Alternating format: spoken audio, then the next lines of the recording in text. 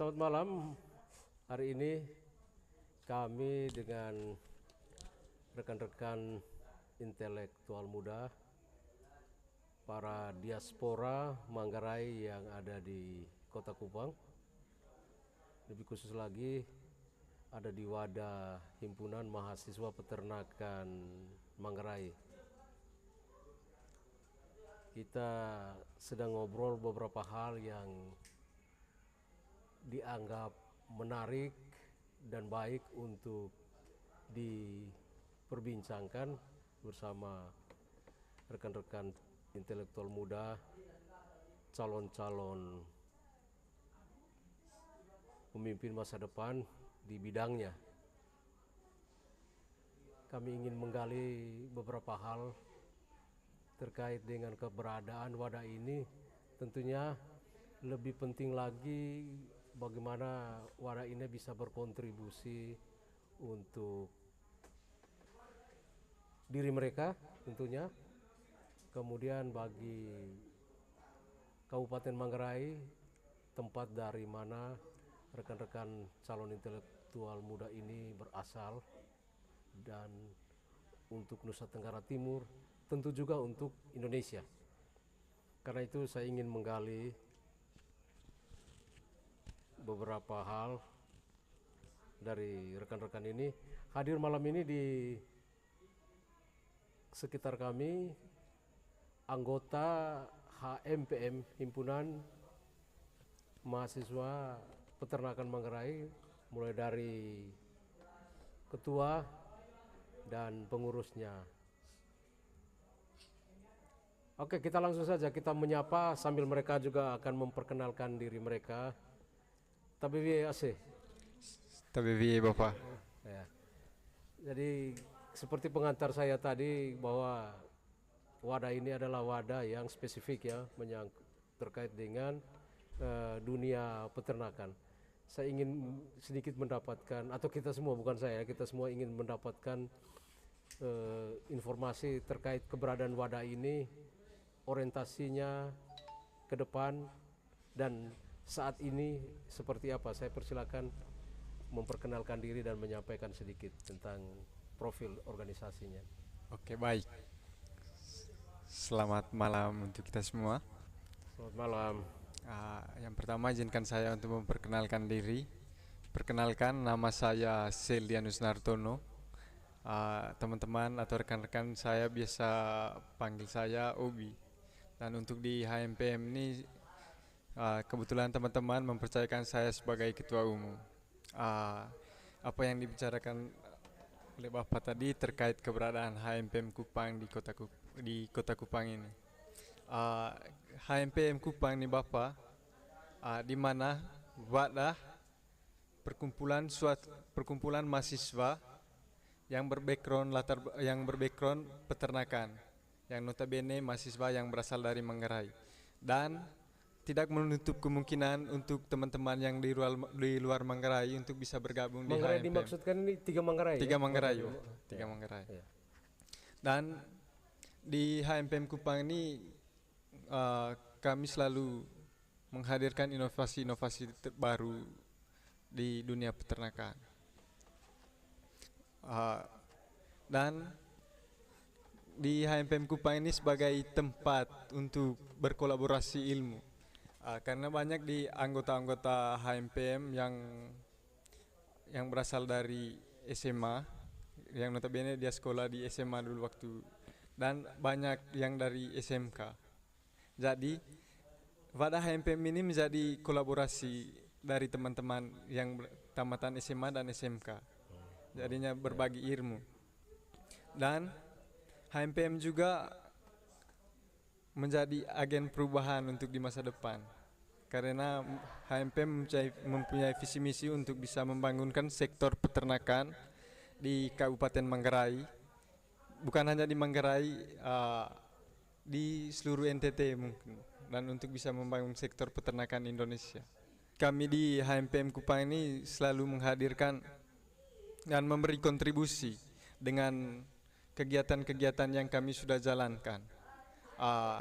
Selama ini HMPM Kupang selalu membuat kegiatan-kegiatan yang yang berkaitan dengan peternakan, yang notabene pembuatan pakan fermentasi, pembuatan obat herbal ternak, dan beberapa lainnya. Dan kami bukan hanya buat di sini saja Bapak. Setelah kami libur di bulan 7 atau bulan 8 kami melaksanakan kegiatan pengabdian masyarakat di Kabupaten Manggarai. Dan itu menjadi salah satu program unggulan dari HMPM Kupang Kabupaten Manggarai. Karena banyak masyarakat kita yang belum tahu bagaimana cara memanfaatkan sumber daya yang ada di sekitar kita. Dan HMPM Kupang juga selalu integrasi maksudnya. Karena produk-produk HMPM yaitu misalnya produk pertanian bisa dimanfaatkan untuk bisa jadikan pakan ternak, dan produk yang dihasilkan oleh peternakan bisa dimanfaatkan oleh pertanian. Mungkin itu saja dulu dari saya kembalikan. Oke. Mungkin nanti saya juga ingin berkolaborasi ide, gagasan dengan rekan-rekan anggota HMPN yang lain. Begini, dunia akademik itu kan selalu identik dengan dunia yang ilmiah dan cenderung, kalau teoritis kan cenderung ruwet. Bagaimana kira-kira karya-karya itu atau inovasi-inovasi yang mungkin bisa atau pernah digagas oleh anggota HMPM untuk bagaimana kita mempraktiskan hal-hal yang cenderung teoritik dan ilmiah itu. Mungkin ada satu dua inovasi yang bisa mempraktiskan apa yang saya sampaikan tadi. Begini Bapak, kami buat praktek-praktek di HMPM ini berdasarkan ilmiah. Tidak mungkin kami mengarangkan sendiri. Jadi apa yang kami dapat di kampus, kami selalu mempraktekkan di organisasi HMPM ini. Jadi seimbang. Bukan hanya kami mempelajari teori, tapi kami langsung mempraktekinya. Mungkin itu saja, mungkin ada tambahan. Ya, yang lebih spesifik mungkin rekan-rekan sekalian, spesifik dari karya yang pernah dihasilkan, pernah dibuat. Baik Pak. Sebelumnya mungkin bisa perkenalkan diri iya, biar teman-teman pemirsa yang menonton bisa Baik. mengenal. Ya. Nama saya Wanto Arianto. Kebetulan saya sekarang senior di Wadah HMPM. Dulu juga pernah menjabat sebagai sekretaris umum HMPM.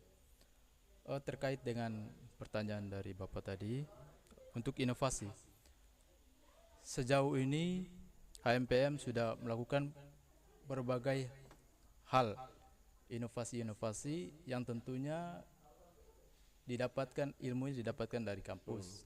Tetapi Based on teori kampus ya tentunya. teorinya dari kampus, dari HMPM diubah atau dimodifikasi untuk mempermudah penyaluran ke masyarakat. Ya. Tentunya kami melihat bahwa masyarakat Manggarai Timur, Manggarai seluruhnya memiliki kendala dalam hal untuk mengelola manajemen daripada peternakan itu sendiri, karena di sana notabene masih bersifat tradisional. Ya. Untuk itu kami melihat bahwa perlu adanya dorongan, ada bantuan daripada kaum intelektual, salah satunya HMPM Kupang. Ya. Dari situ tercetuslah untuk membuat HMPM ini sendiri. Dan inovasi-inovasi yang sudah kami lakukan, salah satunya ada pakan fermentasi, habis itu pembuatan pupuk obat herbal, pupuk organik cair, lalu pupuk vokasi, lalu pemberian vitamin pada ternak. Nah, itu semua kami dapatkan dari kampus. Kami remuk di dalam wadah, lalu memodifikasi untuk buat produk lebih supaya masyarakat lebih bisa memahami apa yang ada atau apa yang kami dapatkan di dunia kampus. Iya. Iya. Itu beberapa hal yang sudah kami lakukan. Begitu, Bu. Baik sekali, artinya rekan-rekan sekalian sudah bisa mengidentifikasi kan ya, kalau bisa saya katakan begitu tadi, bisa identifikasikan kebutuhan-kebutuhan yang ada di masyarakat di bidang peternakan ya, kalau tadi fermentasi pakan ternak, kemudian bokasi tadi memanfaatkan limbah pertanian, kemudian tadi di bidang apa namanya kesehatan ya mungkin ya terakhir kesehatan hewan. Saya mungkin ingin menggali lebih dalam. Orang mungkin sering mendengar kata fermentasi. Fermentasi yang umum dikenal orang itu adalah fermentasi makanan, misalnya tape nih. Tape itu kan ubi yang difermentasi kemudian menjadi satu panganan yang selain cita rasanya bagus, mempunyai nilai gizi. Kalau fermentasi di peternakan sendiri itu sepertinya apa sih sungguhnya itu fermentasi di peternakan? Mungkin bisa digambarkan itu. Baik, Pak. Mengenai fermentasi itu sendiri. Jadi perlu digarisbawahi bahwa fermentasi itu sendiri adalah suatu inovasi untuk meningkatkan kadar daripada pakan itu sendiri. Oh, ya, nilai Karena gizi ya, nilai gizi dari gizi pakan. Ya, ya. Karena jika pakan itu diberikan kita ambil contoh saja batang pisang, karena ini juga menjadi salah satu bahan yang sering masyarakat Manggarai untuk jadikan bahan pakan untuk Ya, pemberian itu. betul. Pemberian. Kalau saya sepakat itu karena ketersediaannya di masyarakat cukup limpah, Iya. limpah itu, ya, Betul, betul. benar. Dan itu, ya silakan lanjut. Meningkatkan nilai gizinya seperti apa itu? Jadi untuk meningkatkan nilai gizinya itu sendiri, jadi dibuatlah suatu inovasi, salah satunya fermentasi pakan. Ya. Dan fermentasi pakan itu hasil campuran daripada beberapa bahan pakan. Bahkan, Karena jikalau kita memberikan batang pisang utuh atau Tunggal, satu tunggal saja, saja, itu tidak akan bisa Oh, ya, menunjang gizinya. energi kebutuhan gizi. gizi daripada Iya. ternak itu sendiri. Iya, iya. Jadi dari sini dilakukan suatu metode fermentasi. Iya. Dari situ bahan pakan pisang itu sendiri dicampur dengan beberapa jenis pakan lainnya, salah satunya dedak padi, dedak jagung, mineral, dan juga beberapa limbah. Limbah juga bisa digunakan juga, dan limbah sayur-sayuran itu juga bisa. Iya. Jadi di situ ditakar, karena untuk menghasilkan suatu produk yang baik, tentunya harus ada pertimbangan perbandingan bahan pakan dalam proses fermentasi itu sendiri. Punya komposisinya tersendiri ya, itu masing-masing betul. unsur tadi itu. Iya, ya. Bapak. Dengan bahan dasar itu dari batang pisang itu sendiri. Jadi dicampur dengan beberapa perbandingan yang kami dapatkan dari kampus. Iya. Jadi kami praktekkan dengan perbandingan yang sudah didapatkan tersebut, lalu dilakukan fermentasi. Ya. Kemudian jenis ternak apa saja yang memungkinkan untuk pakannya itu difermentasi? Oke.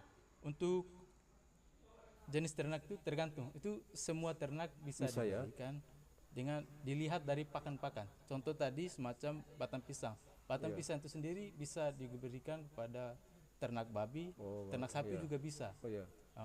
Tapi untuk beberapa fermentasi bahan pakan lain itu tidak bisa diberikan pada ternak-ternak. Contohnya ketika kita melakukan fermentasi hijauan, Oh iya.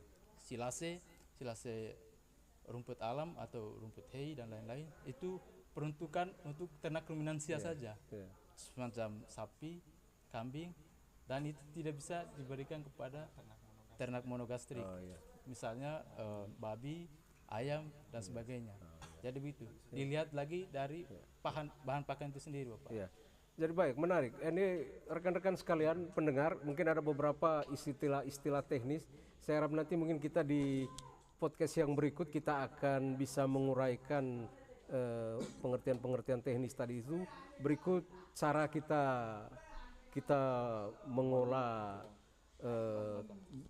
bahan-bahan baku ini menjadi bahan fermentasi, komposisinya masing-masing, kemudian bahan-bahan yang diperlukan, berapa lama waktu fermentasi itu di cara pemberian.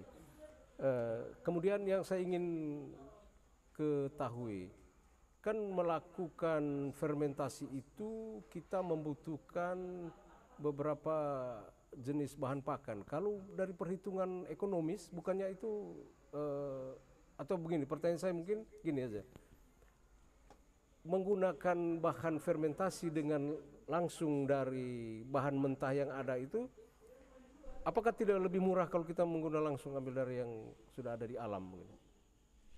Oke, Pak.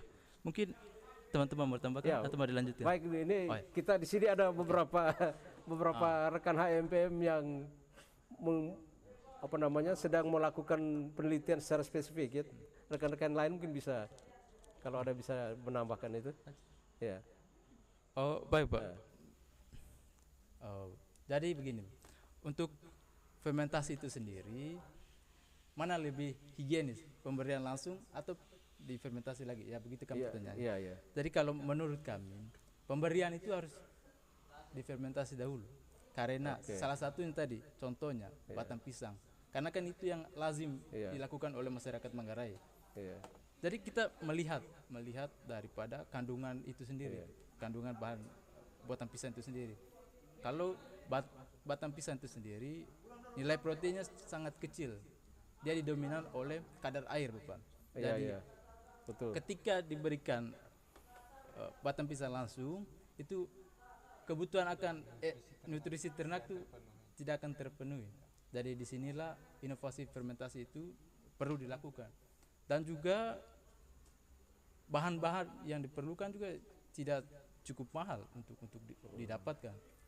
Dari salah satunya tadi batang pisang, dedak padi, dedak jagung, habis limbah peternakan. Benar. Mungkin kalau kita bicara tentang resourcesnya atau sumbernya atau dari limbah ya, saya kira masuk akal ya. Pasti lebih murah ya ketimbangin. Dan juga mungkin ada beberapa tambahan. Ini kebetulan ada rekan yang memang sudah cukup spesifik melakukan fermentasi ini, kita bisa menggali beberapa informasi tambahan terkait proses fermentasi ini yang bisa diberikan kepada rekan-rekan yang sedang menyaksikan podcast kita. Baik, terima kasih. Sebelumnya perkenalkan, nama saya Riko. Ya, baik, Pak Riko. Pertanyaannya tadi cukup menarik. Kira-kira pertanyaan Bapak tadi seperti ini. Apakah pemberian langsung itu jika dibandingkan dengan difermentasi terlebih dahulu itu lebih ekonomis? Betul. Atau bagaimana? Ya. Jadi kita harus menilik dulu dari tujuan pemberian pakan itu sendiri. Pada dasarnya tujuan pemberian pakan itu ada dua, yaitu memenuhi kebutuhan hidup pokok dan memenuhi kebutuhan produksi. Ya. Kebutuhan pokok itu kebutuhan untuk hidup saja, sementara produksi untuk memenuhi perkembangan pertumbuhan daging. Untuk biasanya kita di kampung-kampung itu misalnya untuk babi agar babi cepat gemuk. Ya. Jadi tujuan fermentasi itu sendiri seperti yang disinggung sebelumnya itu untuk meningkatkan kadar nutrisi. Kadar nutrisi yang dimaksud di sini secara spesifik yaitu protein. Nah, ketika kita memberi secara langsung kepada ternak tanpa difermentasi terlebih dahulu, misalnya tadi batang pisang. Ya. Batang pisang kandungan nutrisi proteinnya 3%. Kadar air sangat tinggi, serat kasar sangat tinggi. Maka yang dirasakan oleh ternak babi adalah kenyang tanpa terpenuhi kebutuhan proteinnya itu sendiri. Kenyang di perut, kenyang ya, di perut, sesungguhnya tetapi kebutuhan gizinya untuk membentuk kebutuhan protein untuk pertumbuhan daging, perkembangan daging itu tidak ada. Jadi itulah tujuan sebenarnya dari fermentasi atau pembuatan ransum berupa fermentasi ini, untuk menjamin kandungan protein yang lebih tinggi sehingga nantinya peluang untuk pertumbuhan produksi yang lebih baik terhadap ternak babi atau ternak apapun itu dapat lebih tinggi. Sehingga seperti yang kita ketahui bersama, kalau di Manggarai itu kita pelihara ternak babi itu rata-rata dijual umur 1 tahun lebih. Oh ya, dari sejak ini ya. Iya. Rata-rata 1 tahun lebih baru dia gemuk. Dari anak babi Anak babi. sampai dipasarkan itu Betul, 1,5 tahun. Padahal Padahal kalau kita melakukan memperhatikan betul kadar protein, kadar-kadar yang ada dalam pakan yang kita berikan, sebetulnya penjualan babi dapat lebih cepat. Jadi itulah tujuan sederhana dari fermentasi pakan. Meskipun fermentasi ini pertumbuhan untuk produksinya itu tidak secepat yang jika diberikan untuk pakan komersial yang kita dapat dari toko-toko hewan, tapi sebetulnya ini juga dapat menjawab kebutuhan masyarakat agar dapat menjual ternaknya lebih cepat dengan bobot yang lebih tinggi dari pemberian tradisional seperti biasa. Itu saja yang Baik, ini rekan-rekan pemirsa podcast sekalian, saya kira bagaimana bernasnya pikiran-pikiran anak-anak muda kita yang dengan inovasi di bidang peternakan ini ada solusi ya. Kalau kita lihat solusi fermentasi sepertinya tapi adalah salah satu solusi yang cukup unggul, cukup handal untuk bisa meningkatkan kualitas pakan, tentunya yang pada akhirnya ujung-ujungnya kualitas dari hewan yang dipelihara itu ini lebih baik. Selain apa yang disampaikan oleh tiga rekan terdahulu, mungkin ada yang bisa tambahkan terkait dengan peningkatan kualitas pakan ini untuk ternak-ternak kita di. Baik, terima kasih atas kesempatan yang telah diberikan kepada saya. Sebelumnya selamat malam untuk kita semua. Baik, HMPM malam hari ini melakukan diskusi intelektual dan menurut saya terkait dengan banyak hal yang untuk meningkatkan kualitas pakan. Sebetulnya usaha pada ternak babi dipengaruhi oleh berbagai faktor yang walaupun di dalamnya kebutuhan untuk pakannya itu 60-70%. Namun dipengaruhi juga oleh manajemen pemeliharaan dan kesehatan ternak. Nah, HMPM hari ini hadir dan ada di Kota Kupang untuk melakukan hasil atau membuat inovasi-inovasi baru berdasarkan kreatif dari teman-teman semua dan kami semua. Dan selain pakan fermentasi, HMPM juga kemarin melakukan pembuatan bahan ekstrak daun gamal yang telah dilakukan di Desa Ngancar. Saya potong sedikit biar lebih jelas. Yang gamal tadi apa namanya? Ekstrak daun gamal. Ekstrak daun gamal. Itu Ya. diperuntukkan untuk apa? Itu dibuat untuk mengobati penyakit kulit pada ternak Oh. atau skabies. Ini penting dilakukan di usaha-usaha peternakan berskala rumah tangga karena salah satu penyakit ini dapat menurunkan produktivitas ternak. Akibat dari berbagai penyakit itu kan dapat meningkatkan biaya produksi dari para peternak. Bahkan selain penyakit skabies itu kemarin, Himpunan Mahasiswa Peternakan Manggarai Cabang Kupang juga melakukan pembuatan ramuan obat ternak ternak yang diberikan untuk ternak babi yang dimana untuk mencegah terjadinya penyakit ASF. Karena sekarang itu terlalu marak di 3 kabupaten yang ada di baik Kabupaten Manggarai, Kabupaten Manggarai Barat dan Kabupaten Manggarai Timur. Bahkan di Kabupaten Manggarai Barat yang disampaikan oleh Pak Kades kemarin itu di sana ada jilid 1 dan ada jilid 2-nya untuk ASF. Dan ini adalah respon isu sosial peternakan ini kemarin HMPM melakukan kegiatan pengabdian di Desa Ngancar kemarin.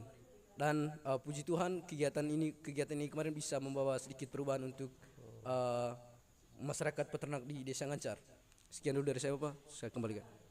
Baik, rekan-rekan pemirsa sekalian, malam ini lumayan kita bisa mendapatkan informasi di seputar dunia peternakan mulai dari organisasinya, kemudian kegiatan-kegiatan yang dilakukan oleh organisasi ini khususnya di 2 bidang tadi, di pakan ternak, kemudian yang terakhir inovasi mengekstrak daun gamal menjadi sebuah obat alternatif untuk skabies atau penyakit kulit pada ternak. Ini hal-hal yang sangat teknis di bidang peternakan. Untuk rekan-rekan yang memiliki basic atau latar belakang peternakan mungkin tidak terlalu susah untuk mengenal, memahami termis-termis yang disampaikan oleh adik-adik rekan-rekan dari HMPM-nya. Kita berharap pada podcast kita berikutnya hal-hal teknis tadi yang kita bicara kita praktiskan dalam praktek langsung seperti apa hal-hal yang inovasi-inovasi yang disampaikan. Sebelum kita menutup podcast ini mungkin ada tambahan dari Pak Ketua HMPM. Oke, baik. Terima kasih kepada Bapak dan terima kasih kepada rekan-rekan juga semua yang sudah memberikan penjelasan terkait dunia peternakan. Sangat luar biasa. Kita beri aplaus dulu untuk kita semua. Dan kalau untuk proses fermentasi itu Bapak selain meningkatkan nilai nutrisinya, fermentasi juga bisa meningkatkan penyimpanan tahan lama pakan. Oh ya, Ya, daya tahan penyimpanan dari pakan. daya tahan penyimpanan pakan. Sehingga Apakah bisa dikatakan begini, semakin lama disimpan semakin bagus, ataukah misalnya dia punya limitasi tertentu, batasan bahan fermentasi itu sampai berapa lama? kalau untuk fermentasinya Bapak, kalau misalnya untuk fermentasi bahan pakan untuk ternak babinya memang 3 sampai 4 hari kalau misalnya fermentasi batang pisang. Tapi kalau misalnya untuk fermentasi hijauan, kalau misalnya kita bisa membuat silase, daya tahan pakan tersebut itu bisa bertahun-tahun. Karena pembuatan silase itu bertujuannya kita bisa mengawetkan bahan pakan yang ketersediaan melimpah di musim hujan, kita bisa memanfaatkan di musim kemarau. Karena permasalahan di Nusa Tenggara Timur ini ketersediaan bahan pakan di musim hujan itu sangat berlimpah, tapi di ketersediaan bahan pakan di musim kemarau sangatlah berkurang. Oleh karena itu kita hadir di sini dan hadirnya mahasiswa peternakan Manggarai mengedukasi semua masyarakat peternak seluruh NTT, terkhususnya di peternakan ruminansia. Kita bisa melakukan fermentasi atau kita bisa membuat silase pakan hijauan untuk bisa memenuhi kebutuhan nutrisi ternak di musim kemarau.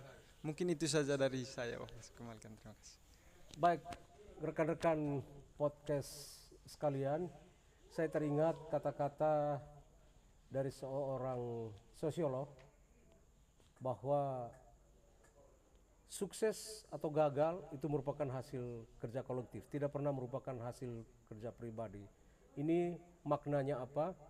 Seberapapun ide, inovasi cemerlang dari calon-calon pemimpin masa depan ini, intelektual di bidang peternakan ini, apabila tidak mendapat dukungan, sokongan dari semua stakeholder yang ada, baik itu masyarakat, keluarga, pemerintah terutama, maka inovasi, kecerdasan, keterampilan itu merupakan sebuah hal yang sia-sia. Kita tunggu di podcast kita berikutnya. Semoga Manggarai, Nusa Tenggara Timur, dan Indonesia makin maju di bidang peternakan. Selamat malam.